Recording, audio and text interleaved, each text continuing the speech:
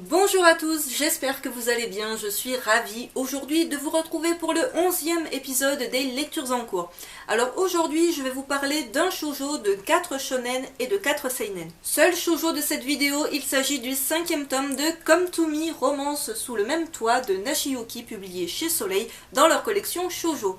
La série est terminée au Japon avec 8 tomes, mais nous n'avons toujours pas de date pour la sortie du tome 6 en France, même s'il est indiqué à la fin de ce tome que celui-ci devrait sortir au mois de mai. Ce 5e tome de Come to Me, je l'ai vraiment beaucoup apprécié. C'est une série qui pour moi est un petit peu inattendue dans le sens où je ne suis plus très shoujo, je n'en lis plus beaucoup, et je suis de plus en plus difficile, surtout niveau shoujo. Celui-ci est somme toute assez classique, alors c'est ce que je vous avais dit en vous parlant de Rere Hello dans mon dernier épisode des lectures en cours. Mais c'est un petit peu le même principe, c'est-à-dire c'est le genre de shoujo assez banal qu'on a vu et revu dans de précédentes séries, qui n'a rien de très original, mais il est tout de même assez addictif et bien foutu dans l'ensemble, je dois dire. Il y a un savant mélange d'humour, d'amour, de bons sentiments, de côté un petit peu gnangnan. L'héroïne est toujours aussi agaçante, à se considérer comme une poubelle ambulante. Du coup, elle perd toute crédibilité. Alors dans ce tome 5, on découvre un petit peu l'ex de Mano, qu'on découvrait dans le tome précédent, et on se doutait que ça allait jeter un froid entre Mireille et Mano du coup.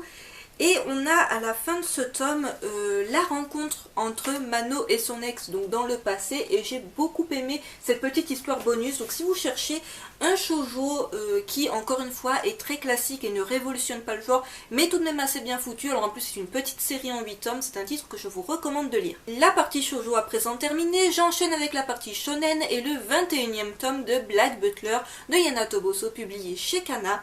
La série est toujours en cours au Japon avec déjà 22 tomes de parus, et le 22e tome sortira en France le 24 juin. Alors oui, le rythme de parution devient très lent, et il sera encore plus lent quand le 22e tome sera sorti, mais c'est vraiment une série qui devient de plus en plus sombre. Alors Black Butler à la base c'est un shonen que je sais beaucoup de nanas suivent, il y a beaucoup plus de filles que de garçons qui suivent, et à chaque fois que je dis ça, il y a tous les mecs qui se ramènent sous la vidéo ou sous le statut « Non, moi je lis cette série ». Donc oui, je sais très bien qu'il y a des garçons, mais de manière générale, dirons-nous, je me rends compte que c'est tout de même un public plus féminin qui suit la série de manière générale. Et donc ce tome 21 clôt l'arc sur la sorcière verte. C'est un arc qui ne m'a pas spécialement transcendé, mais c'est tout de même un arc assez intéressant et surtout très sombre, parce que Black Butler c'est du shonen assez gentillet, avec des beaux gosses, beaucoup d'humour, du fantastique, mais on va sur quelque chose de tout de même assez sombre, parce que jusque là, même s'il y avait quelquefois des morts dans la série, je trouve que dans ce 21e tome, il y a vraiment pas mal de massacres. Alors même si ce sont des massacres de méchants personnages, on découvre une facette vraiment très sombre de Ciel et Sébastien, alors qu'on savait déjà très sombre l'un et l'autre, mais là je trouve que vraiment ça prend une tournure encore plus dark. Alors c'est vraiment un tome que j'ai adoré, même si encore une fois, voilà, c'est pas mon arc préféré. Dans ce tome, on découvre également deux nouveaux Shinigami. Alors pour l'instant on les découvre à peine, on ne sait pas trop si on va vraiment les voir par la suite. C'est vraiment un arc qui est pas mal du tout, ce sera pas mon préféré de la série, mais voilà, c'était quand même quelque chose de différent. L'auteur propose à chaque fois des arcs assez différents les uns des autres, mettant en avant certains personnages, en évinçant d'autres qu'on va retrouver par la suite. Voilà, on trouve toujours les serviteurs de Ciel qui sont à son service, qu'au début on voyait à peine, ou qu'on voyait un petit peu, maladroit tout ça, et là on les voit de plus en plus s'affirmer. Un petit passage flashback avec le père de Ciel. Donc voilà, un très bon tome, une série que je vous recommande si vous l'avez lâché entre temps, si vous vous demandez est-ce que ça vaut le coup après autant de tomes, est-ce que l'auteur ne s'est pas complètement perdu en chemin. Alors non, l'auteur ne s'est pas perdu en chemin, on est sur quelque chose encore une fois d'assez classique dans le déroulement de Black Butler, c'est-à-dire une succession d'arcs assez différents des uns des autres, avec une succession d'enquêtes assez différentes là encore, mais c'est pas mal du tout, ça vous tient en haleine, ça se lit super rapidement, et encore une fois la série prend une tournure assez dark. Dans un tout autre registre, je passe passe à présent au 13e tome de Seven Deadly Sins de Nakaba Suzuki publié chez Pika. La série est toujours en cours au Japon avec déjà 19 tomes de parus. Le tome 14 sortira en France le 6 avril et le tome 15 le 1er juin.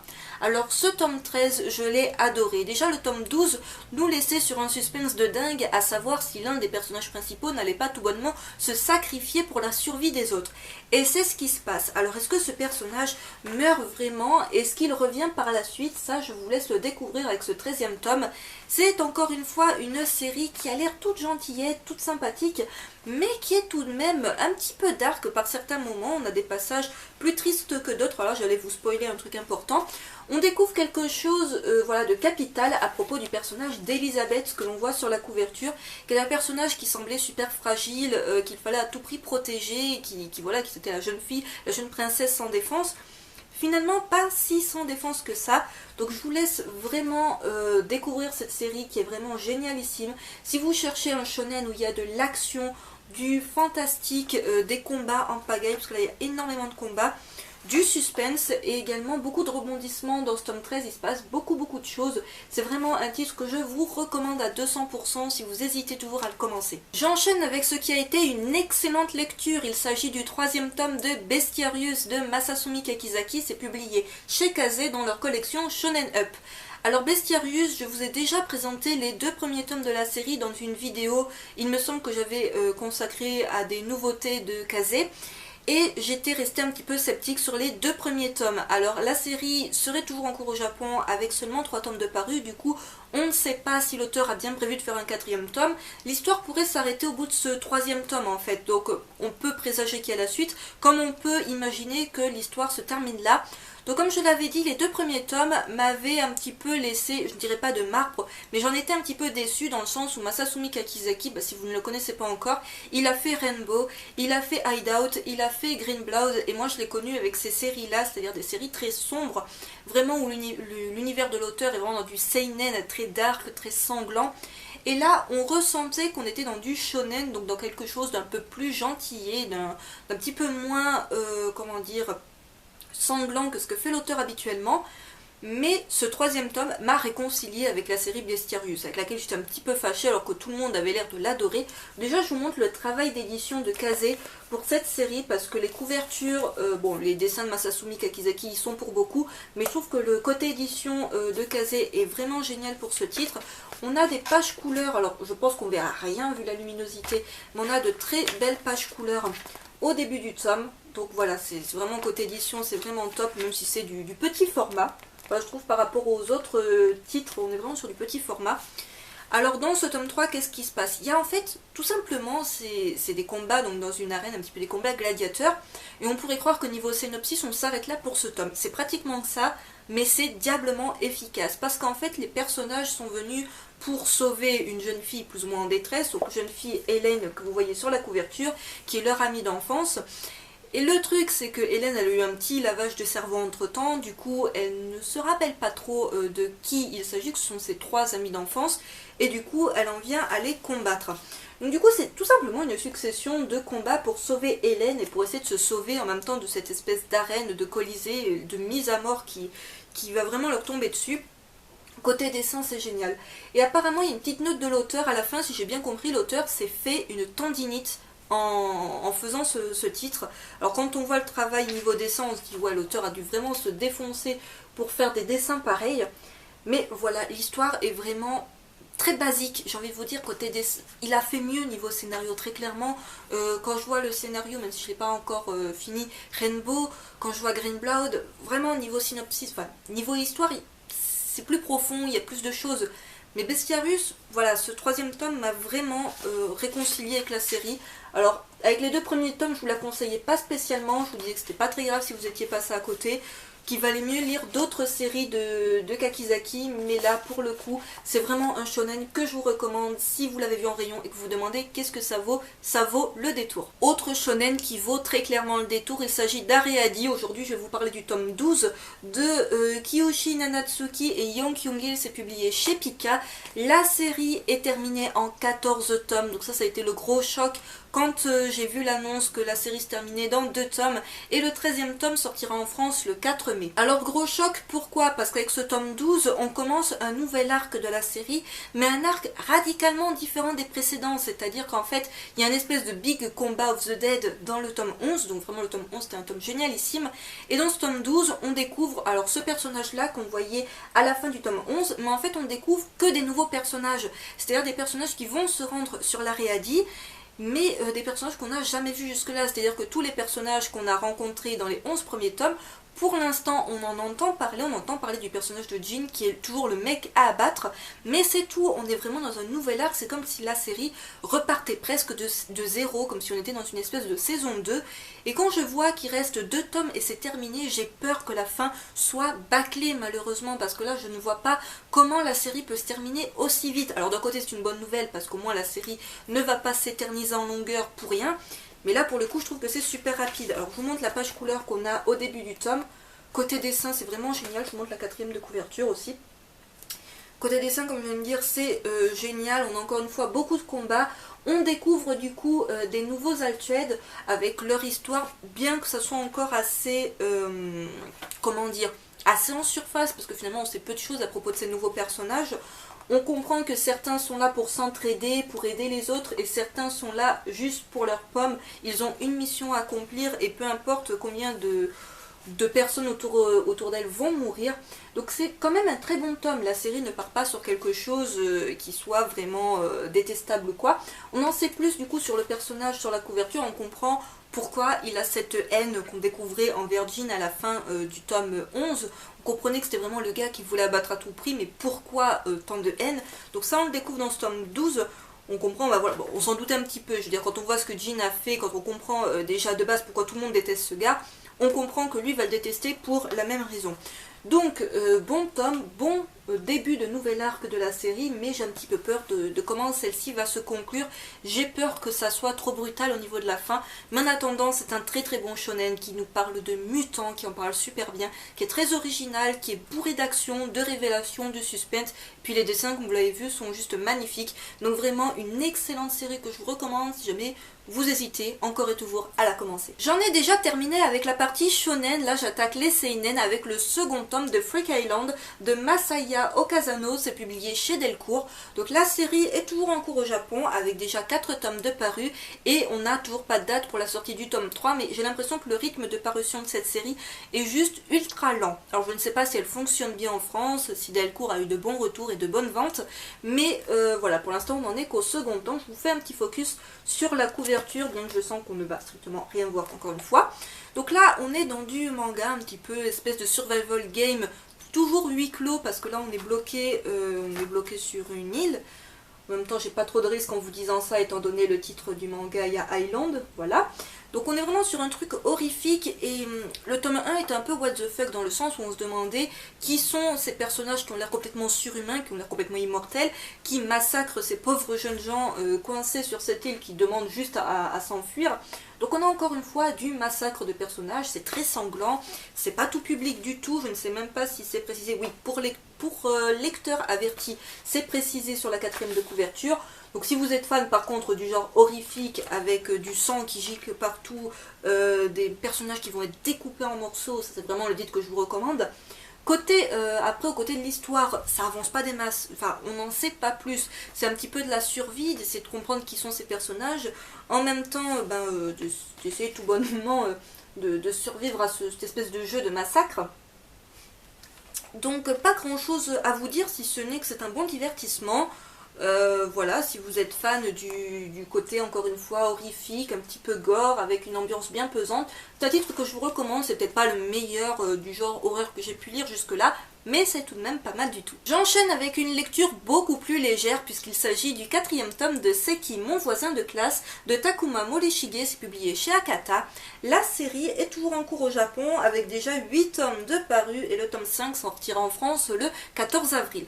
Alors Seki, mon voisin de classe, je vous en ai déjà parlé à de nombreuses reprises, c'est vraiment un seinen que je vous recommande si vous cherchez une lecture détente, vraiment pas prise de tête, avec plein de petits chapitres. Alors je vous montre encore une fois le nombre de chapitres qu'on a dans un seul tome, donc c'est vraiment des histoires courtes où l'on va suivre les péripéties, j'ai encore oublié son nom, de Rumi, dans cette classe qui se retrouve être la voisine de classe de Seki.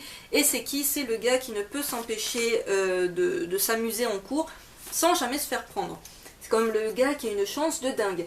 Alors c'est toujours la découverte de nouveaux jeux, toujours plus surprenants les uns que les autres, toujours plus risqués les uns que les autres. Alors, on la connaissait déjà, la petite sœur de Seki, qui est un personnage qui n'est pas plus bavard que son frère, parce que Seki, il faut bien savoir que c'est un personnage qui ne va pas dire un seul mot de tout le manga. Il ne va jamais s'exprimer, on ne va jamais suivre ses pensées, tout est vu du point de vue de Rumi. Parfois on a le point de vue de la copine de classe de Rumi qui est persuadée que Rumi et Seki sont en couple, mais c'est toujours, on n'a jamais en fait la vision de les pensées ou la vision de Seki. Du coup ça en fait un personnage très énigmatique, on ne sait jamais à quoi il pense, on ne sait jamais ce qu'il va faire.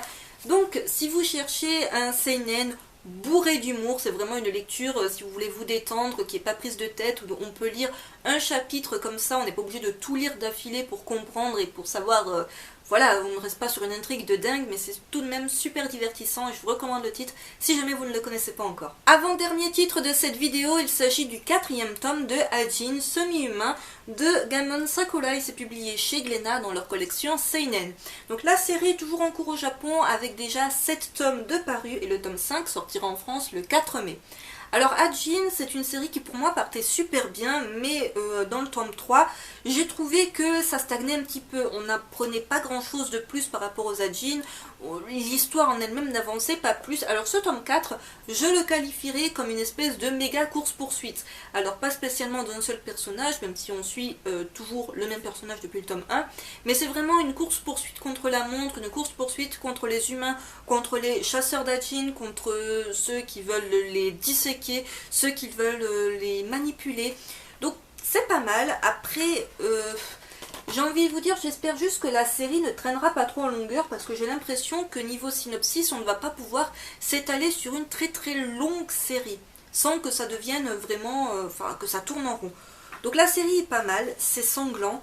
Voilà, encore une fois on est sur du seinen qui c'est pas précisé pour le coup, mais bon, je le conseillerais pas non plus aux plus jeunes. Les Hajin, enfin les fantômes noirs, on commence à apprendre quelques autres trucs sur eux, sur le fait qu'ils ne peuvent pas se matérialiser trop longtemps, sur le fait que certains sont complètement incontrôlables. On peut leur apprendre à parler, on peut leur apprendre à se battre, on peut faire plein de choses. Il suffit de savoir les manipuler, mais voilà, il n'y a pas... ça reste encore assez en surface, je trouve. On pourrait aller plus loin au niveau de l'histoire. Pour l'instant, ça reste encore assez... pas assez développé. Donc j'ai hâte de voir ce que ça va donner par la suite. Je continuerai la série quoi qu'il en soit, parce que c'est quand même un seinen, enfin un manga qui se lit super rapidement, qui a vraiment un rythme effréné, même s'il se passe pas énormément de choses. J'ai encore une fois cette impression de course-poursuite, de course contre la montre, ce qui fait que finalement je me suis pas ennuyée pendant ma lecture. Je m'attendais peut-être à plus de révélations, à plus de suspense, ce genre de choses.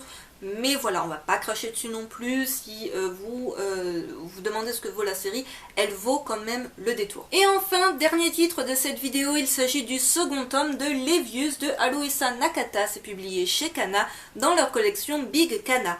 Donc la série est toujours en cours au Japon avec déjà 3 tomes de parus et le 3e tome sortira en France le 18 mars.